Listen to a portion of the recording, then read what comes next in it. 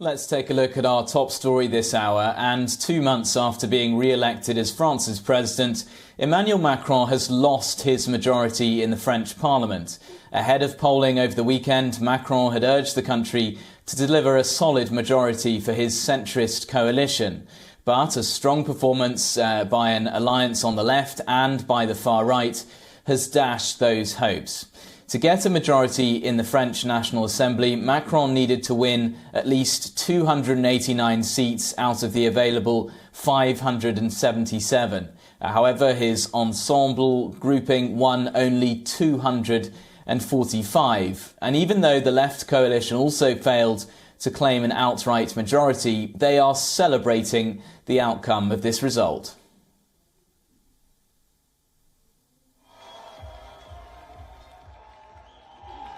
C'est une situation totalement inattendue. It is a totally unexpected situation, absolutely unheard of. The collapse of the presidential party is total and no majority is presented.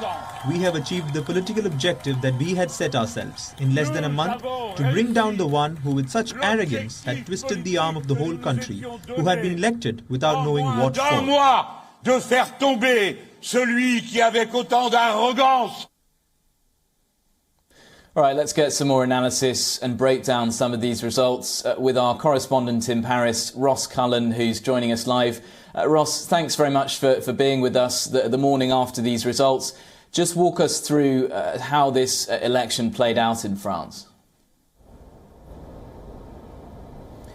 Well, we've got some news just in the last hour or so, Giles. The left-wing coalition, which did very well, the second biggest grouping in Parliament after last night's election, they've said that they're going to lay down a no-confidence vote on in the first week of July. And if that gets a majority, so 289 MPs, that's one way to overthrow the incumbent government. Real pressure now coming on the Prime Minister.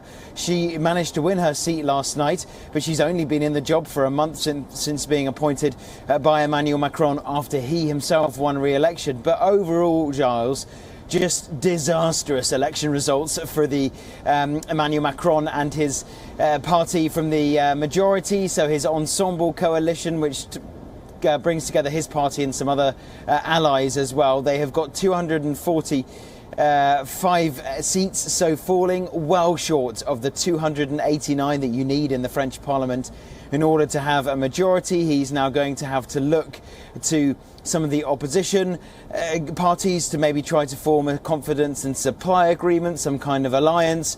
It really is a major shock for Emmanuel Macron. He had a majority during his first term in office. He's lost that majority right at the very start of his 5 years that lie ahead of him now in his second term in office.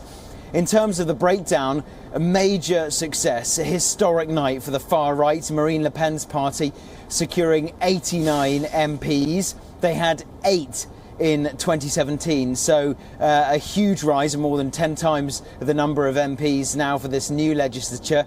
And we mentioned previously the coalition on the left. They had a very good night, more than 100 seats for the 4 parties that ran together as one: the Greens, the Socialists, the Communists and the far left, France Unbowed, all agreed to stand just one united candidate in each constituency up and down France. So a good night for the left-wing coalition, a good night for the far right, and a bad night for Emmanuel Macron.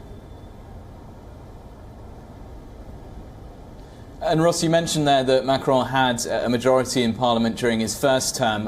What do these election results mean for, his agenda as he goes into his second term?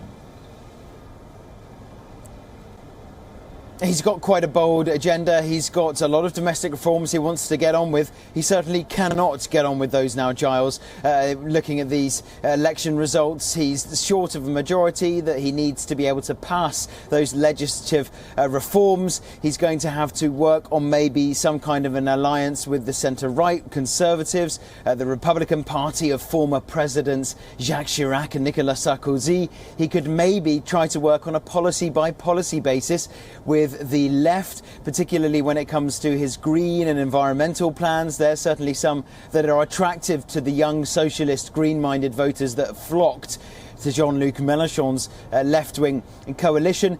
Maybe his party could try to be a minority government. There could potentially be new elections as well. That's something that he could call.